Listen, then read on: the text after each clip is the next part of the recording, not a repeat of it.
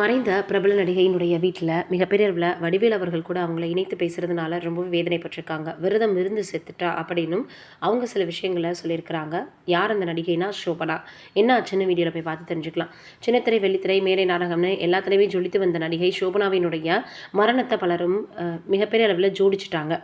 என் தங்கையினுடைய நிலை தெரியாமல் அவளை வடிவேலு சாருடன் சேர்த்து வச்சு பேசுகிறாங்க அப்படின்னு சோபனாவினுடைய அக்கா மிகப்பெரிய அளவில் வேதனை தெரிவிச்சிருக்காங்க. சோபா ஒரு முருக பக்தை, எப்போ பார்த்தாலும் விரதம்னு இருப்பாங்களாம்.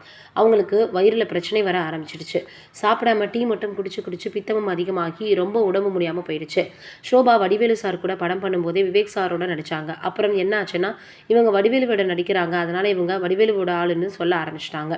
விவேக் சார் என் கூட நடிக்கிறதுக்கு முன்னாடி வடிவேலு சார்கிட்ட ஒரு முறை கேட்டுக்கொண்டு எல்லாம் சொன்னாங்க. அதுக்கப்புறம் அவங்களுக்கும் பெருசாக சேர்ந்து நடிக்க வாய்ப்பு வரல.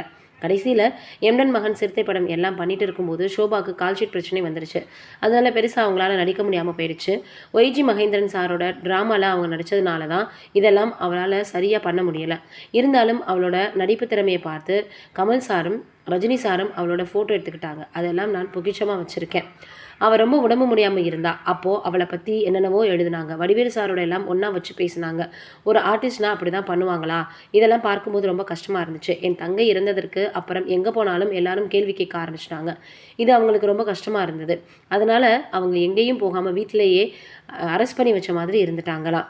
ஷோபா இருந்ததுக்கப்புறம் எல்லாம் அவளை பற்றி புரளி எல்லாம் கிளம்பிச்சு. ஷோபா பேயா அங்கே நிற்கிது இங்கே நிற்கிதுன்னு. அதே போல் அப்பா அம்மாவால் அதை தாங்கிக்க முடியல. அவள் இருந்த வீட்டில் ஒத்த ஆளாக தனியாக இருந்தாங்க. என்னோட வந்து இருக்க சொல்லி எவ்வளவோ கேட்டேன், ஆனால் அவங்க வரல. ஷோபா விரதம் இருந்து அவளுக்கு குடல் எல்லாம் ரொம்ப சுருங்கி போயிடுச்சு. எதுவும் சாப்பிட முடியாமல் ட்ரிப்ஸ் ஏற்றுற மாதிரி ஆயிடுச்சு. அப்போ கூட அவளால் மாத்திரை எதுவும் எடுத்துக்க முடியல. தொண்டையில் புண்ணு வந்து குரல் எல்லாம் போச்சு. சிக்கன் குனியா வந்ததுக்கு அப்புறம் அவளால் நடக்கவும் முடியல. அதுலேயும் அவள் விரதம் இருக்க தான் செஞ்சா.